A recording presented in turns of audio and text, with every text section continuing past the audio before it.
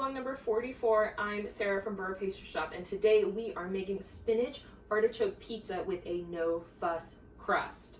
What do I mean by a no-fuss crust? I mean no knead. You throw ingredients into a bowl, you let it sit for a couple of hours and give it some rise. We'll form it and then put it in a cast iron, let it rise a little bit more, and then we'll make our pizza and pop it into the oven. No fuss, am I right? It might need a lot of time, but it doesn't need that much attention. Is the star here the crust? Absolutely, but I do want to tell you spinach artichoke because I actually had leftover spinach and artichoke, and I thought that's the perfect pizza to make if I'm showing you how to make this no fuss crust today. So our pizza is this no fuss crust, a garlic Parmesan cream sauce, some mozzarella cheese, spinach, and artichokes. Maybe I'll throw some olives on because I have them on hand today, but otherwise this is a really simple and easy way to make a quick dinner. All you have to remember is to get this crust going in the morning. Now I did get up a little early and I put this crust together, so I'll take you back now and show you how I did it, and then we'll meet back here about 8 hours later. A recipe like this is by far my favorite type of recipe because we're going to just throw everything into a bowl, give it a mix, and then wait. You can absolutely mix this with a wooden spoon if you'd like. I'm going to use my hands and a pastry scraper. I do recommend you use a large bowl for this, just in case your yeast gets really happy. You want to make sure you allow room for your dough to rise. Now that everything is well combined and moistened, we wait. Do this for a minimum of 6 to 7 hours if you can. A little longer is preferential, but honestly, I've done it in as little as 5, I think, and it's always worked out really well. Cover this in plastic wrap, and we'll let it rest.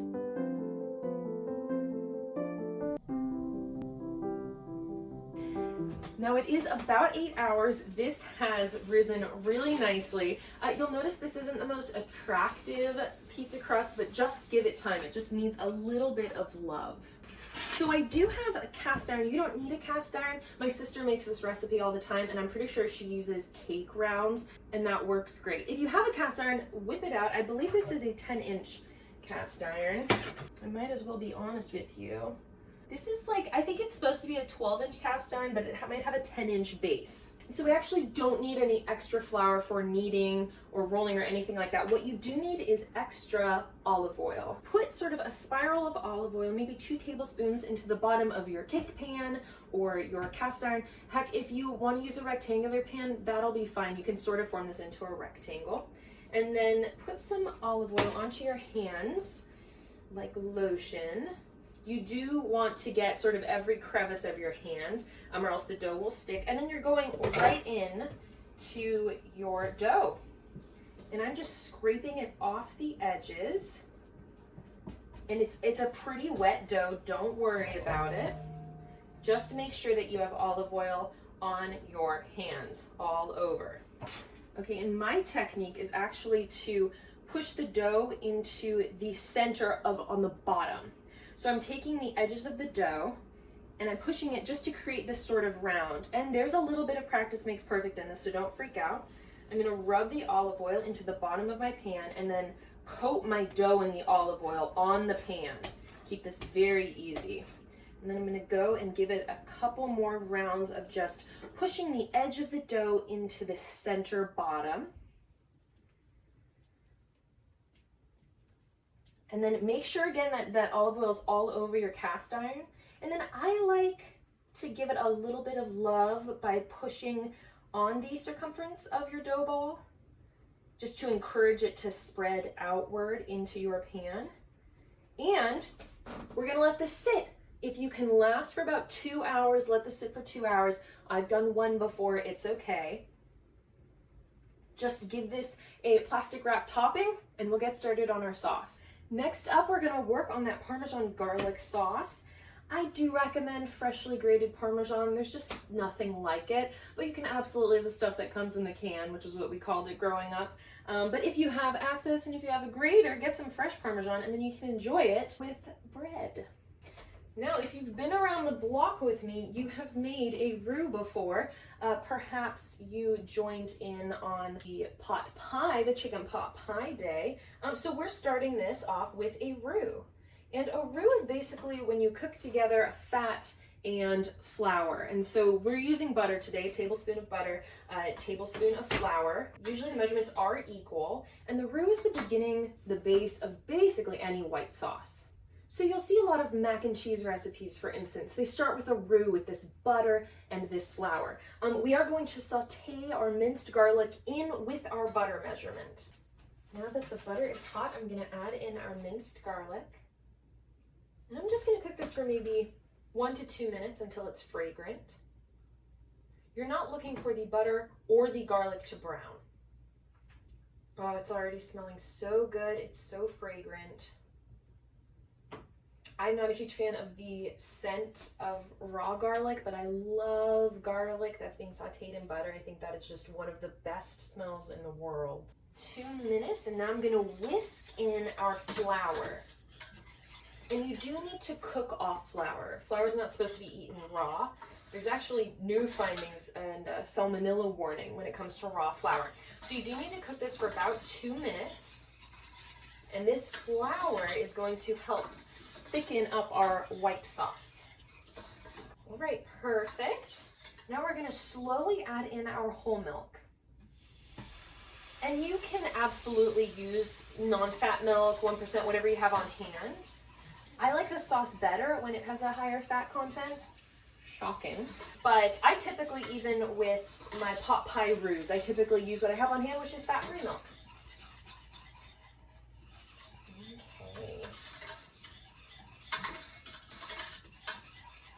And I add the milk in just bit by bit. I want to make sure that it combines along the way. Once all your milk is in, you want to whisk it until it's smooth and has thickened. It won't be completely smooth because you do have that minced garlic in here. Just so you know, if you see some clumps, it might just be minced garlic. Last night I whisked egg whites to stiff peaks, and I'm kind of feeling that right now. You might have noticed I haven't added salt or pepper yet. That's because I first want to add my Parmesan, and we're going to do that with the stovetop off. And then we're going to add some salt and pepper and then taste it. We're going to do the salt and pepper by taste because everyone's Parmesan cheese is going to be different. Everyone's garlic quantity might be different based on the size of your clove. So I always recommend you do that stuff, the seasoning, by taste, because if you like the way it tastes after you've cooked it, you're going to like it on your pizza. Okay, this is thickened up really nicely. I'm going to turn off the heat, and I'm going to get a spatula, remove it from the heat, and then I'm just going to stir in this Parmesan.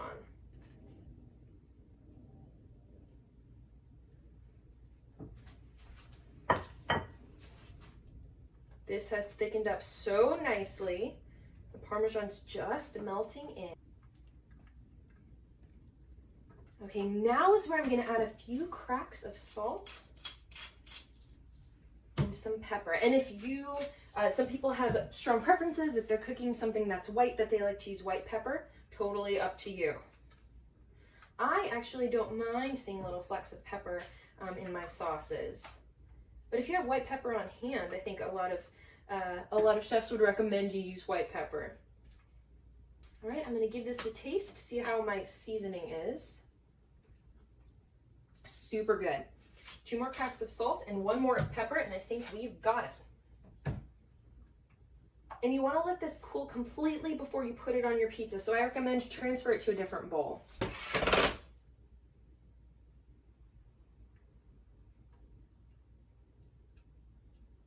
Perfect. Now we'll wait about 1.5 hours till our crust is ready, and we'll assemble our pizza. Okay, it's been 2 hours, and so it's time to assemble our pizza. First things first, preheat your oven to 450. This does cook hot and quickly. Next, my crust has expanded beautifully. You're going to pour more oil into your hands, and once again, massage them. And then if you see any large bubbles, and I have one here, I always pop them first. And then I'm going to very gently spread my pizza dough to the edges. Now you can grab underneath and pull, or you can just nudge it to the edges.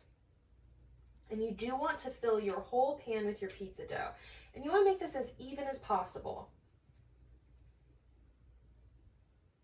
Perfect. And if you feel the sides and it doesn't feel like there's enough oil on the edges of your pan, feel free to just rub your oiled hands along the edge. And that way you can be sure your pizza dough won't stick. Next we assemble sauce first, and my sauce has cooled, so it is nice and thick.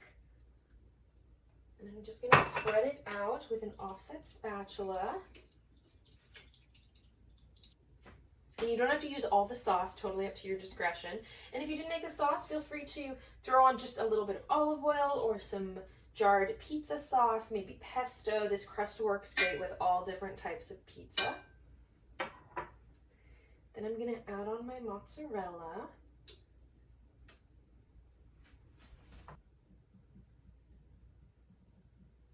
The key with all of these ingredients is to keep it even. You don't want to weigh down one part of your pizza too much. And then my spinach and my artichoke. And I just chopped up some canned artichoke quarters. You can go fresh. I was fortunate to grow up with a lot of artichoke, a lot of fresh artichoke. My mom always boiled them with lemon. But if you don't want to go through the trouble, I love canned artichoke.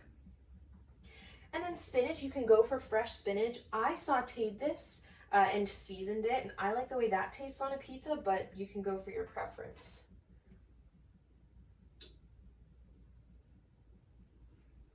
And I have some microgreen basil here from Gourmet Sweet Botanicals.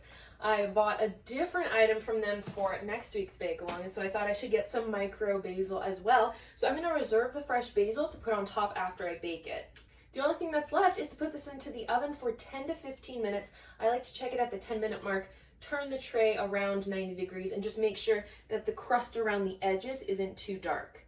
I always base my bake time on the crust. So if the edge of your crust looks a little too blonde, leave it in there. It's a good indicator for what the bottom of your crust looks like. Okay, my oven's preheated. I'm popping this into the oven for 10 minutes.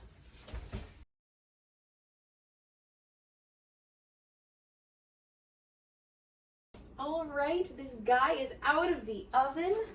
It's been cooling for maybe 5 minutes. I already sprinkled some of the fresh micro basil on top, and I'm going to ease it out of the cast iron. So I like to go around the edge and just make sure everything is lifting. Sometimes a little bit of cheese can get caught under the crust and that can make it stick. So I just, to be safe, you don't want to ruin all your hard work, I like to go around the edge and just lift up each part. Make sure it's loose before I haul the whole thing out. All right, and once you know everything is loose, be very careful. Again, this cast iron, I'm double gloving this. This cast iron was in the oven. And just ease it onto your serving platter.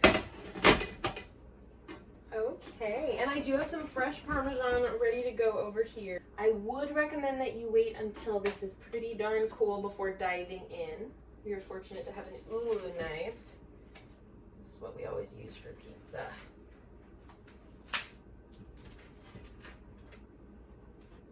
I can give myself the best looking one without my husband ever knowing.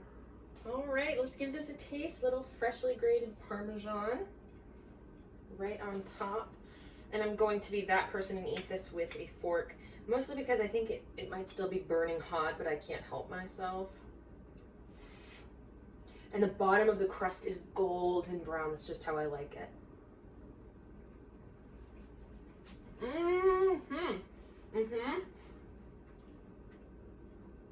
I've been excited all week for this bake-along. The sauce is perfect. The garlic comes right through and it's creamy, but it's not too much. I think a frequent mistake made with pizzas is putting on too much sauce. You really don't want to weigh it down. Give the crust room to breathe and to rise.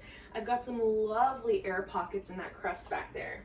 And spinach and artichoke is one of my favorite combos. This is the best pizza I've ever made.